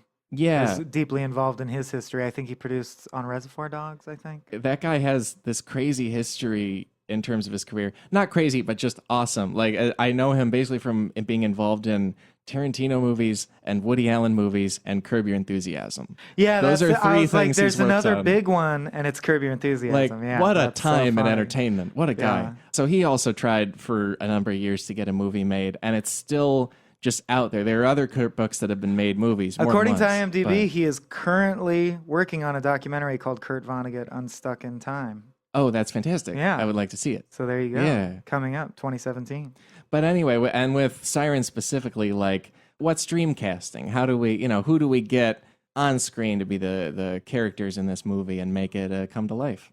Yeah. Also, I feel like I have to correct. I think we're thinking of someone else with the Quentin stuff because I see nothing. Oh, never mind. Just So Woody that- Allen and Kurt. That would be much weirder if he was also, yeah. But yeah, Woody Allen all up in here and Curb Your Enthusiasm all up in here.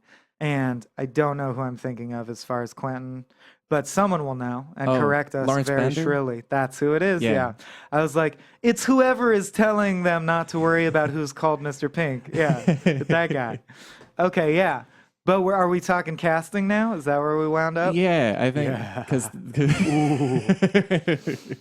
because there's a lot of juicy roles in this, I feel like. Yeah. Especially probably Malachi, because you get to be everything from... Malachi, I can't believe we haven't even talked about. Malachi Constant is Latin for faithful messenger. Yep.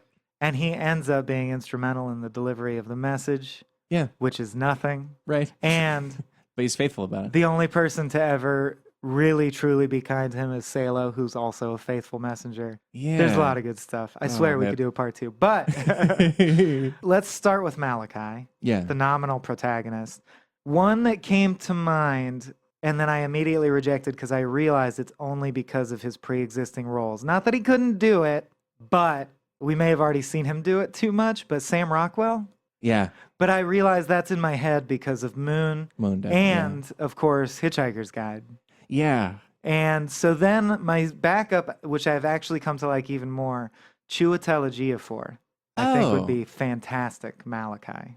Yeah, he would be great. Yeah? You have to nail a range of like vapid jerk and And sad brainwashed eyes. and sad. Because you also need to like look at a sunset and have us know with no lines that you've endured intense trauma, Yeah. but you also have a spiritual side where you think it's beautiful that the sunset is there. Yeah, And yeah. I mean, 12 Years a Slave, he knocked that out of the park, that kind of vibe. And we know, thanks to Serenity, that he's masterful with a sword if that's needed. Oh yeah, go with the steel. Yeah, exactly. Yeah, and let's get who else do we get? We should probably get like B. Winston Salo's voice. Okay. Oh, I didn't even think about Salo. Salo, right? No, right. you it's Mario all over. But well, you go. You give me one because I think don't want to like poison your mind with my picks. with B, I honestly I think a good person for it would be Vera Farmiga.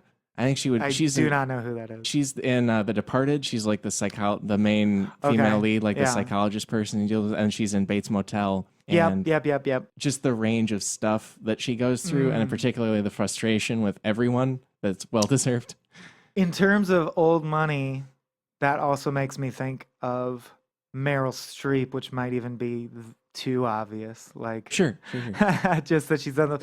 But I gotta say, I think my B pick, I would still go with Tilda.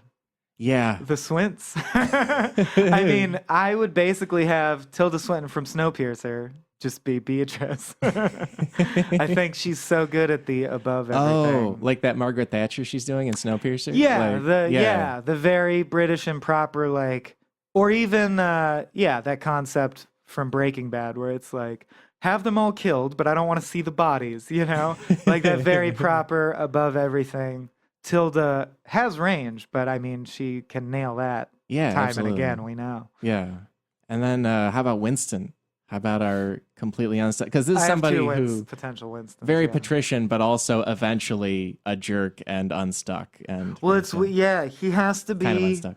The voice of God, but also tip human. Like Salo says in one of the final chapters, that many people would be surprised to know that in the end, Winston was a rather parochial human being after all, because he projects himself very much as a Dr. Manhattan. Like, not only do I not care, I can't care. Like, I see all of time, so nothing matters to me. Yeah. But that's not true, because he, at the end, he's petty towards Salo because of the way he was used. Yeah. Salo calls him out on it. He's like, but you're being so, like, human-y right now. And he's like, yeah, well, fuck you. I'm leaving. So I think you have to hit both. So I originally thought Morgan Freeman because he's so godlike, and it's just obvious. But then people will probably get upset. I don't know if Morgan has the depth of range beyond just being high status and godly. Or maybe we as a movie-going society have not given him the opportunity to do anything else. Yeah, one or the other for sure. Like, but like, I was like, Morgan Freeman for sure for the first half of the book. But in the second half of the book, I didn't know anymore. And then I started thinking Chris Cooper or Garrett Dillahunt. But this is me just picking people who I truly believe could do literally anything that I need them to do. So I don't know. Winston's the hardest for me. Partly because it's so hard, I kind of want to go a little bit out of the box, and I think my pick would be Steve Martin. I think he'd have almost a harder time being the godlike patrician, but I think if he went down to his, like if you see him in Shop Girl, he can really be very... I didn't, but I believe you. He can be very muted and then Steve Martin's so good at falling apart, like especially his stand-up. He's so good at like... Just like, can I get a little mood lighting? And then he doesn't get it and he flips, you know? I think he could be a surprisingly excellent person at it. I recently just rewatched Little Shop of Horrors with Jen, and oh my God, his performance in that. I've never actually seen that movie. Really? Yeah. You got to watch it. You could even find just the segment. I mean, it's a great film, but just the segment with Bill Murray and Steve Martin in the dentist's office. Like, Steve Martin's acting choices are so bold, and he nails them like mathematically. He's just awesome. He's very, and you know, he's not funny like person to person, or he's famously like a thinker and a planner and a rehearser, and then he nails it. And then Bill Murray's famously the opposite of that. Yes. And it's a fabulous scene with both of them killing it at what they do respectively. Oh, yeah. And that's really, really good. So yeah, I could see Steve Martin for sure. Winston will give me trouble forever. Yeah. In my mind, when I close my eyes, I guess the face that comes up is Chris Cooper for me. Or, God bless him, Alan Rickman might be good. Maybe a little too, but that's because I know him as villains. So. Right. You also want someone that, almost the opposite, because he actually does turn out to have some villainous traits, I believe, on this read-through, but you don't want him to project that. Right. You want him to be everyone's dad. Like Norman Rockwell would be good, or like Tom Hanks, maybe. Yeah. If Tom Hanks lost a little weight. Yeah. I feel like he's a little round to be Winston right now. Yeah, he could do it. He could do it. He could get it down. Yeah. And lastly, Salo's voice. Well, okay. Well, is that... Which I think is a surprise. Are that we didn't skipping really... Boaz? Because obviously Denzel. Yeah. I think that's like a done deal. I don't know. Oh. Yeah, he could really, Training Day him. Yeah. But amazing. not just that he would destroy the monologue. I found a place where I am not hurting anything. Yeah, slam dunk. Right. And slam dunk. Yeah, Denzel. Voice of Salo. You got to go. I have to think about it. Because I'm kind of springing a little bit, but I can almost see a very young actor, like almost a kid actor, because Salo is a robot, but he's also like starting to be human just through exposure to Winston and starting to figure out what being a person is like, you know? So I could almost see either a young actor or somebody who plays young, like Michael Cera. I just played a pretty good Telltale Games point-and-click adventure called Broken Age. Yeah. And Elijah Wood was the voice of the main character. Oh. And thinking back on that voice, I could also see Elijah Wood. That would be great. Because he seems like a kid who really wants to be your friend, and then bad things happen to him, but he's good at that. Yeah. Or no, he can age down so easily. Totally. Yeah. And I think in his spirit. Which he uses to great advantage in movies like Maniac, where he plays against it. But like in the same way where I see Jake Gyllenhaal and I immediately feel menaced or imbalanced or like darkness. When I see Elijah Wood, I immediately feel like a child that needs to be protected from the darkness, which I think is what you want for Salo.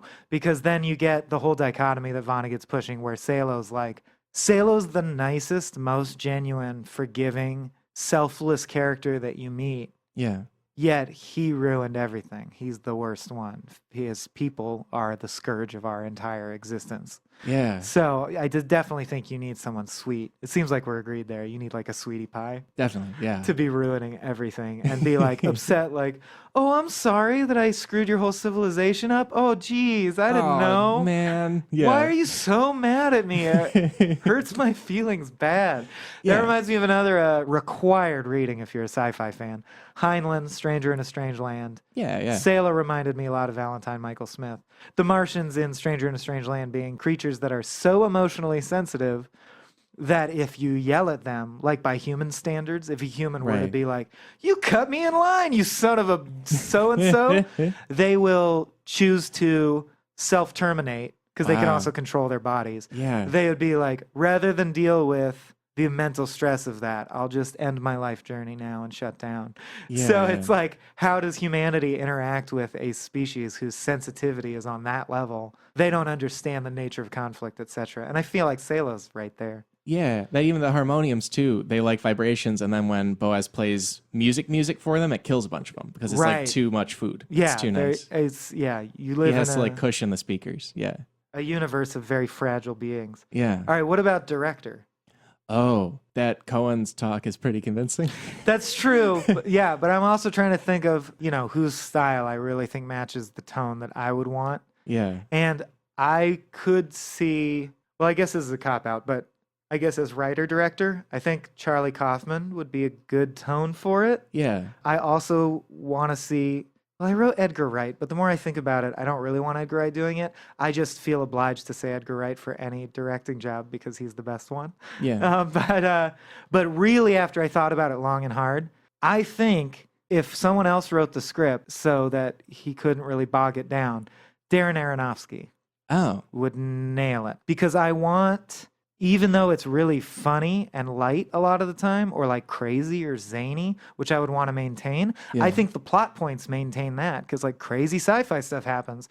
But if you gave it to Darren Aronofsky, you automatically get the heaviness and darkness, and that the universe is full of darkness. Sure. Yeah. And I feel like it needs that. It's like Hitchhiker's Guide if the universe were truly frightening. Yeah. It reminds me a lot of, because Hitchhiker's Guide tackles like, what's the meaning of life? And there are things as sweeping as crazy aliens controlled this whole sector of the galaxy or whatever. Right. But it's all a joke. And I feel like the key difference is this is not a joke. There are jokes, but the backdrop is terrifying. Yeah. Like he blows up the earth and it's, Yeah. Yeah. Whereas, the backdrop for Sirens of Titan is the utter meaninglessness of the void that is the universe. And it's always the backdrop. So, Darren. Yeah. After seeing Noah, I think I could see him taking a crack at it. Yeah, any of them, and I'd throw in Todd Haynes. I think. Now, who is that? He did "I'm Not There," which is that Bob Dylan movie where there's multiple Dylans, and he's done a lot of things with like sad patrician people and things like that. Right. And also a lot of movies that go dark places or big places on and off in a big way. I think he'd be great. Terry Gilliam, also. Oh sure, yeah. Could be.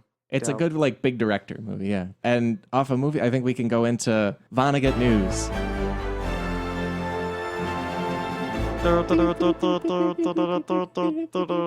So it goes. Yeah. We, in all these episodes, we just want to update you. This just in, so it goes in Midwest America. So we want to update you on what's going on with Kurt right now. And this is your late October and early November 2016. Vonnegut news. One thing that's come out is a thing Vonnegut said back in the day where he said that Bob Dylan was a bad poet. And Bob Dylan recently won the Nobel Prize for Literature. So that quote's kind of resurfaced. That's not only won, but won and doesn't care and is not responding to their... Like, the Nobel Committee has now said, well, we consider it rude, but what are we going to do? Right. If we have the ceremony and he doesn't show up, we'll just have the ceremony. Right. It'll just be, he got it. But he's not posted anything saying he appreciates it. He doesn't care. But I got to say, I'm with Bobby D on this one because he didn't apply to it. A random organizing body somewhere in the world of strangers said, we've gotten together and chosen to honor you. It's not rude to not respond. Like, I really think you can do whatever you want. Like, that's strangers. You're not beholden to respond to someone just because they message you. You know what I mean? Yeah. I would say if he's going to collect the money, it would be nice if he showed up. Yeah, probably. But if he just cold shoulders the whole thing, I wouldn't lose any respect for him. Or I don't think it's that rude because, my God, he's an old man. He's been to millions of awards ceremonies. Like, you can't get an obligatory Bob Dylan appearance because you award him something. Right. He doesn't have to come. Yeah, I don't care. It's in keeping with his vibe, I think. It's totally. It's great. But the true question is, I happen to think he deserves it and did pioneer, as they said, a new form of American poetic expression. Vonnegut, my favorite writer of all time, disagrees. Yeah. What do you think? I agree with you and with the Nobel. Oh, you people. like him? Okay. Yeah. Dylan's such a person who got people into...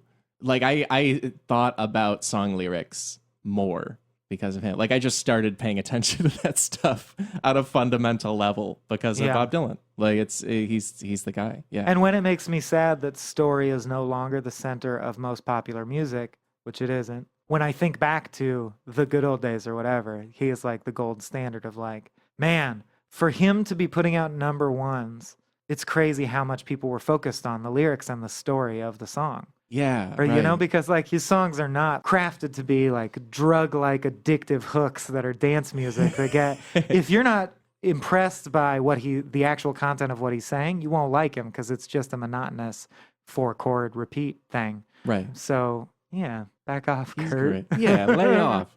And then the other chunk of Vonnegut news is just Vonnegut art and things you can go see in your world. In Park Forest, Illinois, shout out to the Chicago suburbs, there's a place called the National Veterans Art Museum, and they're doing an exhibition of Kurt Vonnegut's visual art from this November to May of next year in 2017. A lot of drawings of buttholes, probably. Most likely. Very easy. He loved to rattle off those butthole drawings. Yeah. And he's an Army veteran, so perfect for that museum. And then the other thing, which we're considering going to see if we can, Atwater Village Theater, which is in Greater LA, it's like Northeast LA essentially. They're doing a play called Vonnegut USA based on a set of his short stories. It's running now through November 20th. And I think we should try and do it late in the run. We should tell people in case people from the podcast want to come out. Yeah. Like we should say and we'll live tweet that shit. Yeah. Ruin the whole performance. Let's record an episode while they're performing in front of us. This just is very okay. quietly. Just shout it. Yeah. It's pretty good so far. Yeah. What do you think? And that's the Kurt going on in the world. And this brings us, I think, to pretty much the end. Wow. And also, we should say that we have social media places, not just to tell you when we have episodes, but talk to you. Because this is kind of book clubby, and we'd like to. We're on Facebook at facebook.com/Kurt Vonneguys, at Kurt Vonneguys on Twitter, and at Kurt Vonneguys on Instagram. And I know this and Player Piano are kind of all coming out at once, so it was hard to talk to us in the run-up to it. But let us know if you have things you want to talk about, especially with Sirens, because we have so much more to say, I think. You know. Mother Night is next. And Mother Night is next. FY your eyes. Yeah, it'll most likely be out about a month from now when we're putting out this. When you're hearing this. And so if you want to be all book clubby with us about it, give Mother Night a read. It's low-key one of my favorite Vonneguts. I think it's worth a look. Yeah, and I'm thinking the synopsis section of Mother Night won't take nearly as long, which will be good. Yeah. It's hard when you're introducing so many sci-fi elements. I was like, oh boy, we got to explain goofballs. Right. But Mother Night is like, you know how the Nazis were. There's Nazis. This happens to them. Yeah. America, Germany. What do you need, a road map? Yeah. You know, Speaking of casting, I'm just going to throw it right out there. The American agent who recruits Howard Campbell in Mother Night, John Goodman cameo, obviously. Oh, yeah. Yeah. So All right, comedy. so we'll get there. So comedy. But yeah, please do join us. There's so much more to say about this. I honestly could easily do a part 2, but I understand why we might not. But yeah, let us talk to you about it. Tell us if you would join the Church of God, the Utterly Indifferent, on our Facebook page. Yeah. I need or to know found that. your own competing one. There you go. Yeah. Battles. And We'll thank form you. our own karass. Yeah. Ooh, please do that with us. And thank you so much for listening. Thank you, Michael. And we'll see you next time around for Mother Night. If this isn't nice, what is? Yeah.